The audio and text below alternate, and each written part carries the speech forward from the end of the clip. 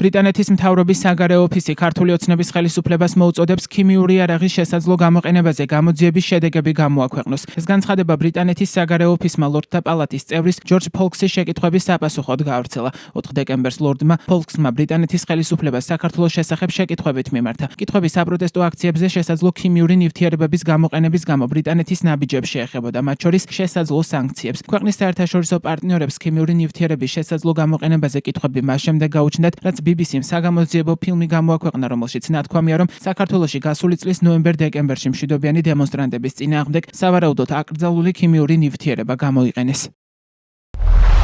მინდა მთავრობას ვკითხო, გეგმავენ თუ არა ისინი სანქციების დაწესებას საქართველოს მაღალი თანამდებობის პირების მიმართ ქიმიური იარაღის 2019 წლის რეგულაციების შესაბამისად, მას შემდეგ რაც გავრცელდა ინფორმაცია, რომ საქართველოს მთავრობამ აკრძალული ქიმიური ნივთიერებები გამოიყენა 2024 წლის ნოემბერსა და დეკემბერში საპროტესტო აქციების დასაშლელად. დაჟინებით მოუწოდებთ საქართველოს მთავრობას გამოაქვეყნოს იმ გამოძიების შედეგები, რომელიც მისი თქმით ამ ბრალდებებთან დაკავშირებით ჩატარდა. ასევე კიდევ ერთხელ მოუწოდებთ მათ დაიცვან შეკრების თავისუფლების უფლება და პასუხისმგებლობა დააკისრონ მომიტინგეების წინააღმდეგ გადაჭარბებული ძალადობისთვის პასუხისმგებელ პირებს.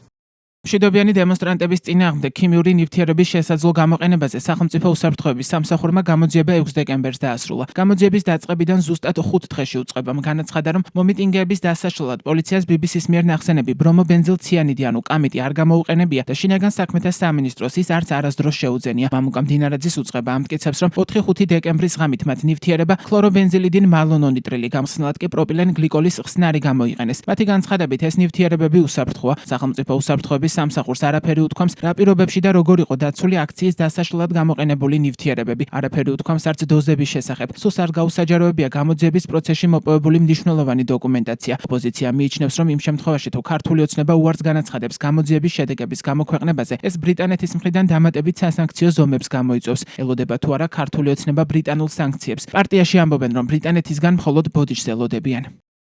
ბრიტანეთის პარლამენტში იქნება ძალიან კარგი, თუ კი მოიკვლევენ BBC-ს მიერ საქართველოს ქართული ხალხის და ჩვენი ქვეყნის წინააღმდეგ შეთითხნილ საზიზღარ ბრალდებას და ბოდიშს მოუხდიან თვითონ ქართველს იმისთვის, რაც იკადრა ამ ერთდროს ავტორიტეტულმა საზოგადოებრივმა მაუწყებელმა და ჩაიდინა საქართველოს და ქართველი ხალხის მიმართ. ასევე კარგი იქნება, თუ კი გვეტყვიან ეს ქიმიური ნივთიერება, რომელსაც აბრალებდნენ საქართველოს პირველი მსოფლიო ომის დროს, ვინ გამოიყენა, იყო თუ არა ეს დიდი ბრიტანეთი და მის ხელთ არსებული არსენალში არსებული ქიმიური ნივთიერება ხომ არ იყო.